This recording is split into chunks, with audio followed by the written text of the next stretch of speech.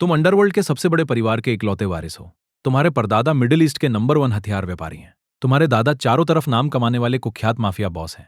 और तुम्हारे माता पिता तो इस पूरे शहर की अंडरवर्ल्ड व्यवस्था पर राज करने वाले बेताज बादशाह हैं। लेकिन तुम जिस पर पूरे परिवार की उम्मीदें टिकी हैं, एकदम किताबी कीड़ा निकले, जो दिन रात बस किताबों में ही खोया रहता है। जब तुमने बड़े गर्व से ऐलान किया कि तुम मन लगाकर पढ़ाई करोगे और देश की सबसे टॉप सिंघवा या पेकिंग यूनिवर्सिटी में दाखिला लोगे, तो तुम्हारे पिता ने खामोशी से अपनी चमड़े की बेल्ट निकाल ली। ससुरा घर पर सैकड़ों होटल पड़े हैं, संभालने के लिए ये सब पढ़ाई किस काम आएगी। मुझे गुस्सा मत दिला, आज तो तुझे मार मार कर तेरा भुर्ता बना दूंगा। ये देखकर तुमने लाचार होकर आह भरी। तुम भी कहाँ कोई बेफिक्र आवाराज़ादा नहीं बनना चाहते थे, लेकिन क्या वह कमबख्त सिस्टम तुम्हें ऐसा करने देता? जी हाँ, तुम्हारा फिर से पुनर्जन्म हुआ है। इस जन्म में तुम मशहूर लू परिवार के वारिस बने हो। लड़का हुआ है। ए लू, जरा देखो तो सही। जब तुम सोच रहे थे कि इस बार तो ऐश की जिंदगी गुजारूंगा, तभी एक साफ सुथरी नोटिफिकेशन आवाज गूंजी। अगर मेजबान पढ़ाई में रुचि दिखाएगा और समाज में सकारात्मक ऊर्जा फैलाएगा, तो उसे न केवल शानदार इनाम मिलेंगे, बल्कि उसकी उम्र भी बढ़ जाएगी। यह सुनते ही तुम वहीं ठठाकर हंस पड़े। अब इतने बड़े खानदान का बैकग्राउंड मिलने के बाद भी कौन साला पढ़ाई करता है? इस जन्म में तो तुम्हारा भाई पूरे शहर के सबसे महंगे क्लबों और स्पा का शहजादा बनेगा। एक घटिया सिस्टम यहां से दफा हो जा। मैं तो बिल्कुल पढ़ाई नहीं करूंगा, देखता हूं तू मेरा क्या उखाड़ लेगा। लेकिन अगले ही पल तुम्हारी आंखों के सामने एक उल्टी गिनती वाला टाइमर खुल गया। बाकी बची उम्र 5 मिनट 23 सेकंड। उसी वक्त आलीशान विला के बेडरूम में बेहोश पड़े तुम्हारे शरीर की धड़कनें तेजी से गिरने लगी। मॉनिटर से एक तीखी और कान फाड़ने वाली अलार्म की आवाज आने लगी। वहां मौजूद दर्जनों नामी डॉक्टरों के चेहरे का रंग उड़ गया और पास ही खड़े लू परिवार के मुखिया लू बाथियान गुस्से से लाल पीले हो गए। तुम्हारी मां बिस्तर के पास बैठी थी, उनके चेहरे पर घबराहट और डर साफ दिख रहा था। कुछ देर बाद एक डॉक्टर कांपते हुए आगे आया और हताशा से भरी आवाज में बोला, मालिक, छोटे मालिक का आज की रात बच पाना मुश्किल है। ये सुनते ही तुम्हारी मां की आंखों से आंसुओं का सैलाब बह निकला। उन्होंने तुम्हारा हाथ कसकर पकड़ लिया। बेटा, अपनी मां को छोड़कर मत जाओ। आज के बाद मां तुम्हें कभी गेम खेलने के लिए नहीं डांटेगी। अभी उनकी बात पूरी भी नहीं हुई थी कि दिल की धड़कन नापने वाली मशीन पर सोई हुई लकीर अचानक चमत्कारिक रूप से ऊपर नीचे होने लगी। मरणासन पड़ा, तुम एकदम से बिस्तर पर झटके से उठकर बैठ गए और कोई रास्ता नहीं था। आखिरकार तुम्हें सिस्टम के आगे झुकना ही पड़ा। समझदार इंसान वही है जो हालात देखकर झुक जाए। पहले मन लगाकर पढ़ाई करके कुछ 100 सालों की उम्र जुटाना ही सबसे पहला काम है। इस अचानक हुए वाकये ने वहां मौजूद हर इंसान के होश उड़ा दिए। तुमने अपनी मां को रोते हुए देखा और बड़ी गंभीरता से वादा किया, मां आप चिंता मत कीजिए, अब से मैं बहुत मन लगाकर पढ़ाई करूंगा और एक होनहार छात्र बनूंगा।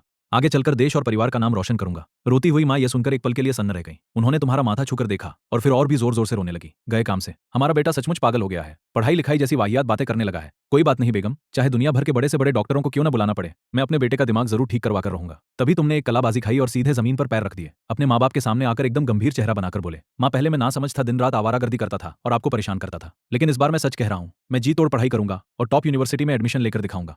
लू बाथियान ने देखा कि तुम मजाक नहीं कर रहे हो। उनके दिल को बड़ी राहत मिली और फिर उन्होंने झटके से अपनी कमर से वही चमड़े वाली बेल्ट निकाल ली। अबे साले, तू पढ़ाई करके तो दिखा।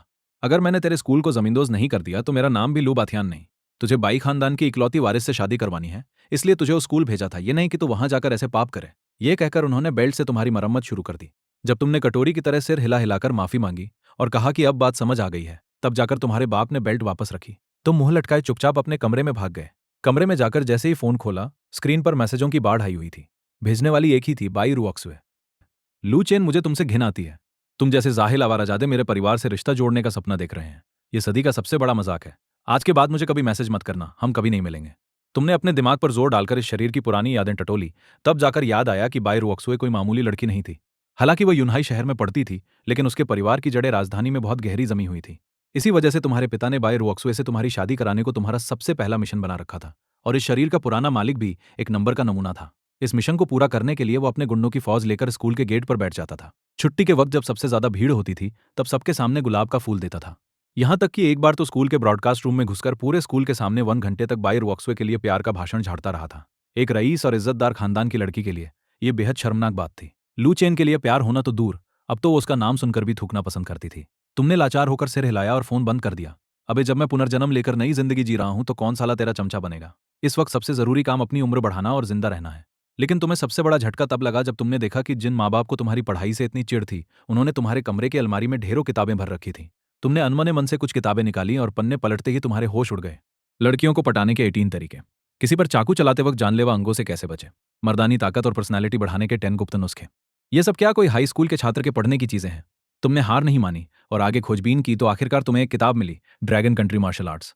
उस किताब को हाथों में थामकर तुम्हें लगा जैसे कोई खजाना मिल गया हो। तुमने उंगलियों पर थूक लगाया और झटपट पन्ने पलटने लगे। तभी अचानक सिस्टम की आवाज गूंजी, डिटेक्ट किया गया है कि होस्ट मार्शल आर्ट्स की किताब पढ़ रहा है। उम्र +1 मिनट +1 मिनट, मार्शल आर्ट्स क्षमता +1 पार्ट 4। तो माजरा ये था, खास किताबें पढ़ने से न सिर्फ उम्र बढ़ती थी, बल्कि उससे जुड़े हुनर भी हासिल होते थे। तुम्हारी नजर तुरंत उसी मर्दानी ताकत बढ़ाने के 10 गुप्त नुस्खे वाली किताब पर पड़ी। तुम्हारे चेहरे पर एक शातिर और गहरी मुस्कान आ गई। जैसे ही तुमने पहला पन्ना पलटा, सिस्टम की आवाज फिर आई। डिटेक्ट किया गया है कि होस्ट ये किताब पढ़ रहा है। बेशर्मी +1। तुम अपने मुंह से गाली निकालते निकालते रहे। धत्तेरी की। इसी तरह तुम रात के 10 बजे तक पढ़ते रहे। न केवल तुम्हारा मार्शल आर्ट्स लेवल 4 पर पहुंच गया, बल्कि तुम्हारी उम्र भी 5 दिन 6 घंटे बढ़ गई। और तो और वो तथाकथित मर्दानी ताकत भी तेजी से बढ़ गई। अरे वाह, ये तो बड़ा मजेदार काम है। अगले दिन सुबह तुम अपने सैकड़ों वर्ग मीटर बड़े आलीशान बेडरूम में सोकर उठे। आंख खोलते ही देखा कि दर्जनों नौकर चाकर तुम्हें घेरे खड़े थे। कपड़े पहनाना, मुंह धुलवाना, खाना खिलाना, हर चीज की वीआईपी सेवा मिल रही थी। सब तैयार होने के बाद नौकरों ने तुम्हें रोल्स रॉयस गाड़ी में बिठाया। चलने से पहले एक नौकर ने धीरे से कान में फुसफुसाकर ताकीद की, छोटे मालिक। 10 मिनट बाद चमचमाती रोल्स रॉयस यूनहाई शहर के 13वें हाई स्कूल के गेट पर जाकर रुकी। यह स्कूल पूरे शहर का सबसे बदनाम और कचरा स्कूल था। यहाँ ना तो पढ़ाई का माहौल था और न ही कोई ढंग का टीचर। हर कोने पर आवारा गुंडे मवाली घूमते थे। प्रिंसिपल और टीचर्स भी आंखें मूंद कर बैठे रहते थे। कहा जाता था कि यहाँ बच्चों के पास होने की दर से ज्यादा उनके बिगड़ने की दर थी। अब कोई भी पूछेगा कि लू चेन जैसा रईस ज्यादा इस रद्दी स्कूल में क्यों पढ़ रहा था, वजह साफ थी, ये उसके बाप लू बाथियान की ही साजिश थी। वो चाहता था कि उसका बेटा ऐसे खराब माहौल में पले बढ़े और मारपीट सीखकर उसी की तरह एक पक्का गुंडा बने। और बाई रॉक्सवे जैसी बड़े घर की लड़की यहाँ क्यों थी? उसकी वजह भी वही थी, बाई परिवार के बूढ़े दादाजी का फैसला। फर्क सिर्फ इतना था कि वो स्कूल की सबसे बेस्ट क्लास में थी। जैसे ही तुम गाड़ी से उतरकर गेट की तरफ बढ़े, रंग बिरंगे बालों वाले मवालियों का एक झुंड मक्खियों की तरह तुम पर टूट पड़ा। बॉस, आप वापस आ गए। हम तो डर ही गए थे। हाँ हाँ बॉस, आप ठीक तो है ना? कल रात हम आपके घर आने का प्लान बना रहे थे। तुमने उन पर एक नजर डाली। पुरानी यादों से पता चला कि ये सब स्कूल में तुम्हारे पालतू गुंडे थे। तुमने बेपरवाही से हाथ हिलाकर उन्हें दफा किया और सीधे 9वीं कक्षा सेक्शन 8 की तरफ बढ़ गए। क्लास में जाकर तुम अपनी सीट पर बैठे और डेस्क की दराज से सारी किताबें बाहर निकाल ली। देखा तो हैरान रह गए। आधा साल बीत चुका था, लेकिन किताबें ऐसी चमचमा रही थीं जैसे अभी अभी दुकान से खरीद कर लाई गई हों। चमकती हुई किताबों को देखकर तुम्हारी आंखों में चमक आ गई। अबे ये तो उम्र बढ़ाने का असली खजाना है। जैसे ही तुमने गणित की किताब खोली और ज्ञान के समंदर में डुबकी लगाने ही वाले थे, तभी क्लास के दरवाजे पर एक ऐसा चेहरा चमका जिसने पूरी क्लास के लड़कों का ध्यान खींच लिया। तुमने नजर उठाकर देखा, दरवाजे पर दूध जैसी गोरी रंगत, लंबे खुले बाल और कमाल की फिगर वाली एक बेहद खूबसूरत लड़की खड़ी थी। उसकी बड़ी बड़ी खूबसूरत आंखें तुम्हें घूर रही थीं और उसकी आवाज में बर्फ जैसी ठंडक थी। लू चेन, आखिर तुम्हारा मतलब क्या है? जब तुम होश में आ चुके थे तो तुमने मेरे मैसेजों का जवाब क्यों नहीं दिया? तुम्हें अंदाजा भी है कि किसी को पहले उम्मीद देना और फिर निराश कर देना कैसा लगता है। मुझे लगा तुम बचोगे नहीं, लेकिन मैं तुम्हें बता दूं, मैं बाई रुओक्सवे चाहे जिंदगी भर कुंवारी रह जाऊं, लेकिन तुम जैसे इंसान से कभी शादी नहीं करूंगी। बाई रुओक्सवे एक ही सांस में बहुत कुछ बोल गई, लेकिन उसने देखा कि तुमने उस पर रत्ती भर भी ध्यान नहीं दिया। तुम तो बस चुपचाप मुंह गड़ाकर किताब पढ़ने में व्यस्त थे। सुनो, क्या तुम मेरी बात सुन भी रहे हो? बोल लिया हो तो रास्ते से हटो, पढ़ाई में खलल मत डालो। बहुत बढ़िया। लू चेन, पहले रोज सुबह क्लास शुरू होने से पहले तुम मेरे दरवाजे पर खड़े रहते थे। मैं जहां जाती थी तुम पीछे पीछे चिपके रहते थे, और आज ये नखरे दिखा रहे हो। मेरे साथ पाने के लिए दूर भागने का नाटक कर रहे हो। पिछले 3 सालों में ये पहला मौका था जब बाई रुओक्सवे खुद तुमसे बात करने आई थी, लेकिन बदले में उसे ये रुखा व्यवहार मिला। उसे लगा तुम बस उसे तड़पाने का नाटक कर रहे हो, लेकिन वो इतनी कच्ची खिलाड़ी नहीं थी। लू चैन, उम्मीद है तुम अपना ये ड्रामा आगे भी जारी रखोगे। अलविदा। नहीं, अब हम कभी नहीं मिलेंगे। बाई रुओक्सवे गुस्से में पैर पटकती हुई चली गई। तुम्हारे दिल में कोई हलचल नहीं हुई। तुम दोबारा गणित के पन्ने पलटने लगे। क्लास के लड़के ये देखकर आपस में फुसफुसाने लगे। मैंने तो पहले ही कहा था बॉस, तो बस मजाक कर रहे थे। इतने बड़े खानदान के वारिस होकर किसी लड़की के चमचे थोड़े ही बनेंगे। वैसे बॉस, जिस तरह किताब के पन्ने पलट रहे हैं, लग रहा है सच में पढ़ाई कर रहे हैं। अबे हट, बॉस की एक्टिंग के आगे तो फिल्म स्टार भी फेल है। बाई रुओक्सवे ने सीढ़ियों के पास जाकर पीछे मुड़कर देखा, लेकिन उसे तुम पीछे आते हुए नहीं दिखे। उसके मन में शक हुआ, क्या ये सच में नाटक नहीं कर रहा? क्या ये सचमुच मुझसे पीछा छुड़ाना चाहता है? उसने अपनी नन्ही मुट्ठी भींची और मन ही मन सोचा, चलो अच्छा ही है, इस मवाली का सिरदर्द खत्म हुआ, अब मैं आराम से पढ़ाई कर सकती हूँ। ये सोचकर वो बिना पीछे देखे चली गई। बाई रुओक्सवे के जाने के कुछ ही देर बाद हाथ में गणित की किताब लिए एक नई लेडी टीचर ने प्रवेश किया। उनकी फिगर और खूबसूरती ऐसी थी कि क्लास के लड़कों और दूसरे मेल टीचर्स की आंखें फटी की फटी रह गईं। सबकी प्यासी निगाहों के बीच वह टीचर सीधे तुम्हारी क्लास में आई। उनकी आवाज बड़ी सुरीली थी। हेलो बच्चों, मैं तुम्हारी नई क्लास टीचर हूं, मेरा नाम लिन यूए है। अरे वाह, क्या बात है। क्लास में तालियां बजने लगीं। बोर्ड एग्जाम में सिर्फ 3 महीने बचे हैं, आने वाले दिन हम साथ मिलकर गुजारेंगे। हूटिंग और शोरगुल के बीच लिन यूए के चेहरे पर कोई भाव नहीं था। उनकी नजर सीधे क्लास के इकलौते उस लड़के पर टिकी थी जो पूरी लगन से किताब में मुंह गड़ाए बैठा था, यानी तुम। भूलकर भी ये मत सोचना कि वह तुम्हारी पढ़ाई से प्रभावित थी। वह एक बहुत ही खतरनाक और पवित्र मिशन पर आई थी। लिन यूए पुलिस यूनिवर्सिटी की टॉपर डॉक्टर थीं और सीधे दिल्ली या बीजिंग क्राइम ब्रांच में अफसर बनी थीं। उन्हें पहला मिशन मिला था लू परिवार के इस 100 साल पुराने काले साम्राज्य को जड़ से उखाड़ फेंकना। लेकिन लू परिवार की जड़ें बहुत गहरी थीं। उन्होंने अपने काले कारनामों को सफेद कागजों के पीछे ऐसा छिपाया था कि पुलिस 1 साल की जांच के बाद भी कोई सबूत नहीं जुटा पाई थी। लाचार होकर उन्होंने दूसरा रास्ता चुना, लू परिवार के इकलौते वारिस यानी तुम पर निशाना साधना। रिपोर्ट्स के मुताबिक ये छोटा नवाब स्कूल का सबसे बड़ा गुंडा, अय्याश और बिगड़ा हुआ जमींदार था। इसीलिए लिन यूए ने खुद टीचर बनकर तुम्हारी क्लास में एंट्री ली थी, ताकि तुम्हारे जरिए पूरे लू परिवार की लंका ढा सके। लेकिन तुम्हें ऐसे ध्यान से पढ़ते देखकर लिन यूए उलझन में पड़ गई। वह इतनी देर से खड़ी थी, पर तुमने एक बार भी सिर उठाकर नहीं देखा। जिस तरह तुम किताब में घुसे जा रहे थे, वह किसी कोण से बिगड़ा हुआ आवारा बाप का बेटा नहीं लग रहा था। क्या पुलिस की सीक्रेट रिपोर्ट गलत थी? तभी अचानक शांति से पढ़ रहे तुमने हाथ ऊपर उठाया और किताब को जोर से जमीन पर दे मारा। फिर उस पर पैर रखकर कुचलने लगे और मुंह से गालियां बकने लगे। धत तेरे की, तो साला असली लोचा यहां था। दरअसल अभी अभी सिस्टम ने तुम्हें मैसेज दिया था कि इनाम पाने और उम्र बढ़ाने के लिए तुम्हें दिल ही दिल में अरे भाई ज्ञान चालू हो जाए बोलना पड़ेगा, तभी पढ़ाई का फल मिलेगा। अब एक घटिया सिस्टम इतनी जरूरी बात पहले नहीं बता सकता था। मेरे पास वैसे ही 2 दिन की जिंदगी बची है, मेरा टाइम वेस्ट करा दिया। लिन यूए ने जब यह नजारा देखा तो उनके चेहरे पर एक कुटिल मुस्कान आ गई। एक्टिंग तो बड़ी अच्छी कर रहा था, निकला वही जाहिल मवाली। लिन यूए ने अपना गला साफ किया और सख्त आवाज में बोली, सब लोग शांत हो जाइए। जब से मैं आई हूं तुम लोग शोर मचा रहे हो। अगर अब किसी की आवाज आई तो मुझसे बुरा कोई नहीं होगा। पूरी क्लास में सन्नाटा छा गया। पहली नजर में सीधी सादी दिखने वाली मैडम के इस खतरनाक रूप को देखकर सब डर गए। लिन यूए मन ही मन खुश हुई कि उन्होंने इस गुंडों की क्लास को एक झटके में सीधा कर दिया। लेकिन 2 मिनट बाद ही क्लास के लड़कों ने फिर से रंग दिखाना शुरू कर दिया। मैडम, आपकी आंखें कितनी नशीली हैं। मैडम, सुना है जो ज्यादा गुस्सा करती हैं वो अंदर से बड़ी रोमांटिक होती हैं, क्या यह सच है?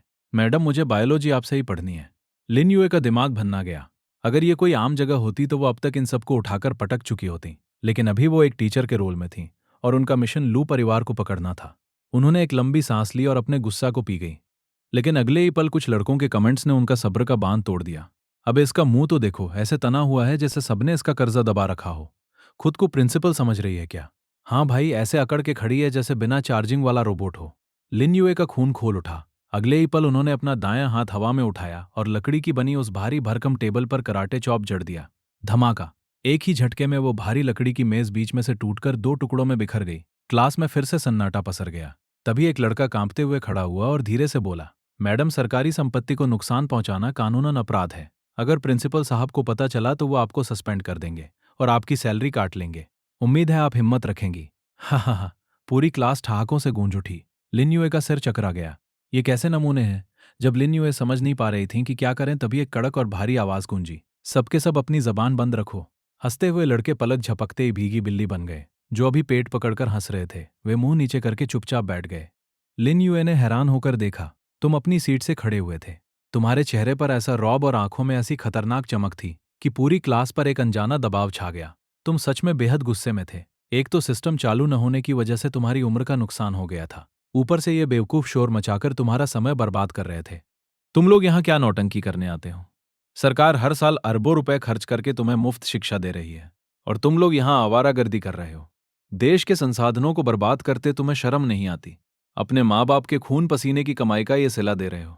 मैं साफ बता दे रहा हूं, आज के बाद अगर किसी ने भी पढ़ाई के बीच में शोर मचाया तो मुझसे बुरा कोई नहीं होगा। ये कहकर तुम वापस अपनी सीट पर बैठ गए और दोबारा किताब में मुंह गड़ा लिया। क्लास के कोने में कुछ लड़के फुसफुसाए, अबे बॉस को आज क्या हो गया है? पहले तो खुद सबसे ज्यादा हंगामा वही करते थे। अबे ढोर, दिखता नहीं? नहीं मैडम, बहुत हॉट है बॉस, उनके सामने देशभक्त और शरीफ बनने की एक्टिंग कर रहे हैं ताकि मैडम पट जाए। हाँ हाँ, धीरे बोल, वरना बॉस चमड़ी उधेड़ देंगे। पोडियम पर खड़ी लिन यूए तुम्हारी बातें सुनकर दंग रह गई। कितनी ऊंची सोच है इसकी। इस उम्र में देश और समाज के बारे में ऐसा कौन सोचता है? क्या ये सच में वही गुंडा लू परिवार का वारिस है, या फिर इसे मेरे सीक्रेट मिशन का पता चल गया है और ये मेरे सामने शरीफ बनने का नाटक कर रहा है? तुम्हारी उस डांट का असर ये हुआ कि पूरी क्लास में पढ़ाई का माहौल बन गया। तभी तुम्हारे दिमाग में सिस्टम का अलार्म बजा। महान कार्य। मेजबान ने समाज में सकारात्मक ऊर्जा फैलाई। कुल 50 लोग प्रभावित हुए। इनाम उम्र +5 घंटे। अतिरिक्त इनाम मिस्ट्री सरप्राइज बॉक्स। अरे वाह, मिस्ट्री बॉक्स! सिस्टम, इसे तुरंत खोलो। बधाई हो, आपको मिलता है परफेक्ट हेल्थ टॉनिक। तुमने बिना सोचे उसे इस्तेमाल कर लिया। अगले ही पल एक गर्म लहर तुम्हारे पूरे शरीर में दौड़ गई। तुम्हारी छाती का भारीपन, सिगरेट, शराब से खराब हुए फेफड़े और अंदरूनी कमजोरियां पल भर में गायब हो गई। तुम्हारा चेहरा और भी ज्यादा चमकदार और हैंडसम हो गया। पुराना लू चेन कम उम्र में ही दारू सिगरेट पीकर अंदर से खोखला हो चुका था, लेकिन अब तुम पूरी तरह तंदुरुस्त और सुपर हैंडसम बन चुके थे। वाह भाई, ये सिस्टम तो बड़े काम का निकला। ये सोचने के बाद तुमने फिर से मैथ्स की किताबें पढ़ना शुरू कर दिया। कुछ ही देर में तुमने 11वीं से लेकर 12वीं तक की पूरी मैथ्स खत्म कर डाली। तुम्हारी उम्र सीधे 10 to 12 दिन बढ़ गई और तुम्हारा गणित ज्ञान मैक्सिमम लेवल पर पहुंच गया। शाम के वक्त जब स्कूल की छुट्टी हुई तो तुम सीटी बजाते हुए मोजे से बाहर निकले। जैसे ही तुम गेट पर पहुंचे तुमने देखा कि सफेद स्कर्ट पहने एक बेहद मासूम और साफ दिल वाली लड़की अपना गुलाबी बैग सीने से चिपकाए कांप रही थी। उसके चारों तरफ रंग बिरंगे बाल वाले 3 to 4 मवाली गुंडे खड़े थे, जो सीटी बजाकर उसे गंदे इशारे कर रहे थे। अरे मान जाओ ना डार्लिंग, हमारे भाई के साथ एक मूवी देखने चलोगी तो 13वें स्कूल में किसी की औकात नहीं जो तुम्हें हाथ भी लगा दे। हाँ भाभी, हमारे भाई भले ही 9वीं में हैं, लेकिन 12वीं के बड़े बड़े दादा लोग इनके इशारों पर नाचते हैं। यहां तक कि लू परिवार के छोटे मालिक से भी इनकी पक्की सेटिंग है। अरे छोड़ो यार, ये तो सीधी सादी लग रही है। लड़की डर के मारे कांपते हुए बोली। मुझे मुझे जाने दीजिए, मेरी माँ अस्पताल में भर्ती है, मुझे काम पर जाना है। अरे काहे की नौकरी? पैसे चाहिए तो हमारे भाई से मांग लो। छुट्टी का वक्त था और गेट पर ज्यादा भीड़ नहीं थी, इसलिए उन मवालियों की हिम्मत बढ़ती जा रही थी। दूसरी तरफ अपनी कार में बैठने जा रही लेडी अफसर या टीचर लिन यूए की नज़र इस नज़ारे पर पड़ी। नीच कहीं के, आज तो मैं इनकी हड्डी पसली एक कर दूंगी। उन्होंने हील्स उतारी और स्पोर्ट्स शूज पहनकर गाड़ी से उतरने ही वाली थीं कि तभी तुम्हारी आवाज गूंजी। अबे मुझे भी अपने गैंग में शामिल करोगे क्या? लिन यूए वहीं रुक गई और झट से अपना फोन निकालकर वीडियो रिकॉर्ड करने लगी। लो, आ गया अपनी असली औकात पर। दिन में शरीफ बनने का नाटक कर रहा था और अब बेचारी लड़की को तंग करने पहुंच गया। आज तो इसका सबूत क्राइम ब्रांच को भेजूंगी। उन गुंडों ने तुम्हारी तरफ देखा। वे नौफी के नए लड़के थे, उन्होंने लू चेन का नाम सुना था पर चेहरा नहीं देखा था। अबे ये चिकने, यहां से खिसक ले वरना ऐसा मारेंगे कि पहचान में नहीं आएगा। पीड़ित लड़की ने तुम्हारी तरफ उम्मीद से देखा, लेकिन फिर डर गई। वह जानती थी कि ये गुंडे खतरनाक हैं। उसने तुमसे कहा, भाई साहब आप जाइए, ये लोग बहुत बुरे हैं, आपके साथ भी मारपीट करेंगे। सुन लिया बे, मेरी आइटम कह रही है कि फूट ले यहां से। तभी एक खाली कैन हवा में तैरता हुआ आया और सीधे उस गुंडे के सिर पर लगा। वह दर्द से चिल्ला उठा, साले की इतनी हिम्मत, मारो इसको। तीनों मवाली कुत्तों की तरह तुम पर झपटे। गाड़ी में बैठी लिन्यू वे वीडियो बना रही थी, लेकिन अचानक उनकी आंखें फटी रह गईं। ये क्या? लू चेन तो उन्हें बचाने गया था, और ये क्या एक ही सेकंड में? 3 सेकंड भी नहीं हुए थे और वे तीनों गुंडे जमीन पर पड़े तड़प रहे थे। किसी की टांग टूटी थी तो किसी की नाक। तुमने उस बेचारी लड़की की तरफ देखा और प्यार से कहा, चलो मैं तुम्हें घर छोड़ देता हूं। थैंक यू, बहुत बहुत शुक्रिया आपका। तुम दोनों मुड़े ही थे कि जमीन पर पड़ा एक गुंडा गिड़गिड़ाने के बजाय गीदड़ भभकी देने लगा। रुक जाओ, अगर आज तुम दोनों यहां से गए तो मैं इस लड़की की अपाहिज मां को नाले में फेंक दूंगा। तुम्हारे कदम रुक गए, तुम्हारी आंखों में ठंडी नफरत छा गई। ठीक है, बुला अपने बाप को, मैं यहीं खड़ा हूं। लिन यूए ने गाड़ी से यह देखा तो मन ही मन तुम्हारी हिम्मत की दाद दी, लेकिन उन्होंने एहतियातन पुलिस को फोन घुमा दिया कि कहीं 20 to 25 गुंडे आकर तुम्हें मार न डालें। कुछ ही देर में दूर से भारी कदमों की आवाज आने लगी। लगभग 100 से ज्यादा लड़के हाथ में डंडे हॉकी लिए चले आ रहे थे। पूरा रास्ता काला पड़ गया था। हा हा हा, मेरा भाई ब्लैक बियर आ गया, अब तुम दोनों की लाशें बिछेंगी। 6 फीट 3 इंच का चौड़ा तगड़ा गुंडा ब्लैक बियर सिगरेट का धुआं उड़ाते हुए आगे बढ़ा। किसकी शामत आई है बे? लेकिन जैसे ही उसकी नजर तुम्हारे चेहरे पर पड़ी उसकी सिगरेट मुंह से नीचे गिर गई। उसका चेहरा पीला पड़ गया और घुटने कांपने लगे। लू लू लू बॉस। ब्लैक बियर का दिमाग सन्न हो गया। अबे किस गधे ने उसे बुलाया था? पूरे शहर में किसी से भी पंगा ले लेते, पर लू परिवार के इकलौते वारिस से। बॉस, ये तो धोखे से हो गया, मुझे नहीं पता था आप हैं। ब्लैक बियर ने कांपते हाथों से तुम्हें सिगरेट ऑफर की। पीछे खड़े 100 लड़के जो सब 12वीं के थे तुरंत झुककर चिल्लाए, प्रणाम छोटे मालिक। वे तीनों छोटे गुंडे ये देखकर वहीं पेशाब करने की हालत में आ गए। ये तो लू परिवार का नवाब लू चैन था। बॉस माफ कर दीजिए बॉस। तीनों जमीन पर माथा रगड़कर रोने लगे। ब्लैक बियर ने खींचकर एक एक थप्पड़ उन तीनों के मुंह पर मारा। कमीनो, तुम्हारी वजह से आज मेरी बलि चढ़ जाती। तुमने ठंडे स्वर में कहा, एक बेसहारा लड़की को छेड़ते हो, उसकी बीमार मां को धमकी देते हो। तुम जैसे नीचों को इस शहर में रहने का कोई हक नहीं है। कल सुबह तक अगर तुम तीनों इस शहर से दफा नहीं हुए तो अंजाम भुगतने के लिए तैयार रहना। हम जा रहे हैं बॉस, हम आज ही शहर छोड़ देंगे। तीनों रोते बिलखते भाग खड़े हुए। तभी सिस्टम की आवाज आई। सकारात्मक ऊर्जा फैलाई गई। 108 लोग प्रभावित हुए। इनाम उम्र +10 घंटे। तुम मन ही मन मुस्कुराए। तभी पीछे से एक तीखी आवाज आई, लू चैन, तुम फिर से अपनी गुंडागर्दी दिखा रहे हो। मुड़कर देखा तो बाई रुअक्सुए खड़ी थी। उसने तुम्हें घूरते हुए कहा, दिन में तो बड़े शरीफ बन रहे थे और अब यहां ताकत का रौब झाड़ रहे हो। तुम कभी नहीं सुधर सकते। मैं तुमसे नफरत करती हूं। ब्लैक बियर गुस्से में आगे बढ़ा। अबे लड़की भाभी हो तो भाभी की तरह। तुमने हाथ उठाकर रोक दिया। आज के बाद इसे कोई भाभी नहीं कहेगा, समझ आया? सब सन्न रह गए। बाई रोकसुए भी हैरान रह गई। तभी उसकी नजर तुम्हारे बगल में खड़ी खूबसूरत लड़की ली जिंजिया पर पड़ी। बाई रोकसुए को लगा कि तुम इस नई लड़की के चक्कर में उसे नीचा दिखा रहे हो। वह चिढ़कर बोली, लू चैन, ये सब नौटंकी करके मुझे जलाने की कोशिश मत करो, तुम बेहद घटिया हो। और वो पैर पटकती हुई चली गई। तुमने उसके पीछे मुड़कर कहा, अबे पागल औरत। पास खड़ी ली जिंगिया ने शर्माते हुए कहा, मेरा नाम ली जिंगिया है, आज आपने मुझे बचाया, मैं आपका यह एहसान कभी नहीं भूलूंगी, तुमने बेपरवाही से कहा। कोई बात नहीं, मैं गुप्त रूप से भले काम करता हूं। फिर तुमने ब्लैक बियर और उसके 100 लड़कों की तरफ देखा और कड़क आवाज में कहा, तुम सब हट्टे कट्टे जवान हो, भविष्य में अपने घर का सहारा बनोगे। मुझसे एक बात याद रखना, आज के बाद अगर किसी ने कमजोर या बेबस इंसान पर हाथ उठाया तो मैं उसकी टांगें तोड़ दूंगा। समझ गए? इंसान बनो और देश के काम आओ। 100 गुंडे एक दूसरे का मुंह ताकने लगे। बॉस को आज क्या हो गया है? देश सेवा की बातें कर रहे हैं। लेकिन ब्लैक बियर ने तुरंत चिल्लाकर कहा, बॉस का आदेश सुना, आज से हम सब देशभक्त और शरीफ इंसान बनेंगे। बोलो जय भारत। 100 लड़कों की गूंज से पूरा स्कूल कांप उठा। जय भारत, जय समाज सेवा। तभी वहां से गुजर रही एक 80 साल की बूढ़ी दादी ने अपना सिर पकड़ लिया। हे भगवान, इतने सारे बच्चों को एक साथ पागलपन का दौरा पड़ गया क्या? आजकल के बच्चे भी ना। तभी दूर से पुलिस की सायरन की आवाज आई। तुमने हाथ के इशारे से सब लड़कों को गायब होने को कहा। 5 सेकंड में पूरा मैदान खाली हो गया। पुलिस की 2 गाड़ियां आकर रुकीं। अफसर ली फू नीचे उतरे। जैसे ही उन्होंने तुम्हें देखा, उन्होंने चुपचाप अपने कैमरों के बटन बंद कर दिए। अरे छोटे मालिक, आज फिर कोई पंगा हो गया क्या? नहीं ली अंकल, सब शांति है, तुमने मासूमियत से कहा। तभी लिन यूए वहां आ पहुंची। इंस्पेक्टर, मैंने फोन किया था, मुझे लगा यहां मारपीट हो रही है। ली फू मुस्कुराए। मैडम आप नहीं हैं शायद। इस स्कूल में लू चेन को कोई हाथ भी नहीं लगा सकता। खैर छोटे मालिक, समय पर घर पहुंच जाना, मालिक चिंता करेंगे। पुलिस के जाने के बाद गेट पर सिर्फ तुम, लिन यूए और ली जिंगिया बचे। लिन यूए ने गाड़ी की चाबी घुमाते हुए मुस्कुराकर कहा, चलो तुम दोनों को घर छोड़ देती हूं। तुमने सोचा मुफ्त की राइड मिल रही है तो क्यों छोड़े, और तुम दोनों चुपचाप लिन यूए की कार में जाकर बैठ गए।